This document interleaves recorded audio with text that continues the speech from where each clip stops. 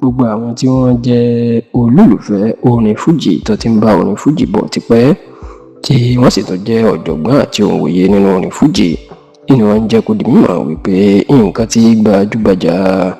olórin fújì ni Alhaji Abdulwasiu Alabi Ọdẹ́tọ́lá tí ó gba ìmọ̀ sí Pasuma Wonder tàbí ọ̀gá ńlá fújì nǹkan tí ó ṣe fún ọmọ ẹ̀ nídìí iṣẹ́ fújì tí ó gbẹ̀ ń tàn lásìkò yìí ìyẹn gbajúgbajà olórin fújì ilẹ̀ Ìbàdàn ní ìpínlẹ̀ Ọ̀yọ́ ni Alhaji Tirimiziu Alamu Gbọ́lágadé tí ó gba ìmọ̀ sí Tirilẹ́dà tàbí Olúbàdàn fújì tàbí OSP1 tàbí ọmọ Pasuma pé nǹkan tí ó ṣe fún nǹkan tó lápẹ̀rẹ̀ ni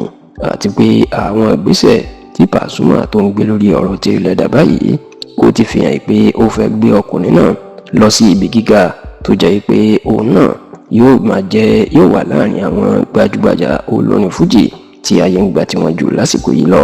Ẹ rántí pé láti bí ọdún méje sẹ́yìn inú òkìkí Tirilẹ́dà ló ti ń tàn ohun tó sì ṣe sábàbí eléyìí nínú ìjà tó ṣẹlẹ̀ láàrin Pasuma àti ọmọ ẹ̀ nídìí iṣẹ́ fújì ní ìlú Ìbàdàn ìyẹn Alhaji Táyé Àkàdé Adébísí tí ó gba ìmọ̀ sí Táyé Currency tàbí Àpèsìnwá tàbí Bàbá Ọ̀nàrẹ́bù. Àǹfààní ìjà yìí ìní ó jẹ́ sábàbí oríire fún Tirilẹ́dà tó ń fi gòkè tó sì jẹ́ pé láti bí ọdún méjì ẹni tí ògo ẹ̀ ṣẹ̀ṣẹ̀ jáde lágbo ilé fújì tí ayé ń gbà tiẹ̀ gidigidi báyìí ìní Tirilẹ́dà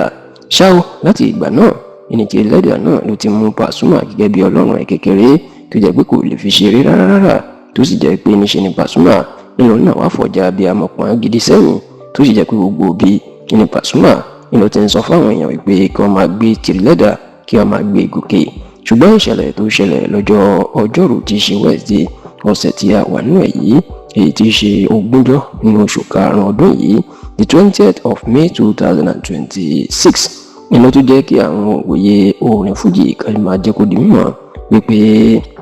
Pasuma ní tó ṣe fún Tirilẹ́dà yìí ó ti fi hàn pé ó fẹ́ kí ọ̀dọ́mọkùnrin náà kí ó gòkè kọjá sísọ nídìí iṣẹ́ fújì níbi ayẹyẹ ìṣàfihàn ìyẹn premier tí gbajúgbajà òṣèré tíátà ní Jaiye Ọlá Kútì ètò pè ní Jaiye Mọ̀njẹ́dì anniversary ètò wáyé ní agbègbè Ìkẹjà ní ìpínlẹ̀ Èkó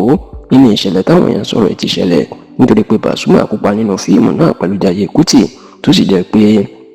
níbẹ̀ ni Pasuma iná gbọ́ pé òun gan ló yarí ìpè Tirilẹ́dà ni ló gbọ́dọ̀ wá kọrin a gbọ́ pé Pasuma nítorí pé ó kópa níbẹ̀ òun àti Jaiye Kútì wọ́n jọ ṣe fíìmù náà ni kò fẹ́ kọrin tó sì jẹ́ pé olórin ńlá míì ló yẹ kí wọ́n lọ pè ṣùgbọ́n tó ní Pasuma yarí pé Tirilẹ́dà ó ní kí wọ́n